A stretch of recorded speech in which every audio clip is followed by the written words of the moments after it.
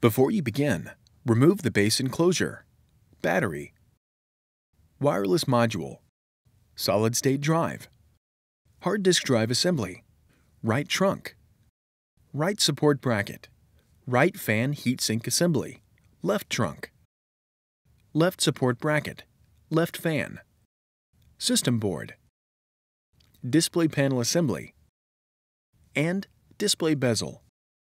Removal. Important. Make careful note of the routing of the display panel and wireless antenna cables through the display panel hinges for later replacement. Remove the three 3mm P1 Phillips head screws that secure the left hinge bracket to the display enclosure. Remove the left hinge bracket from the alignment pins and retention tabs on the display enclosure. The right hinge bracket is removed in the same manner.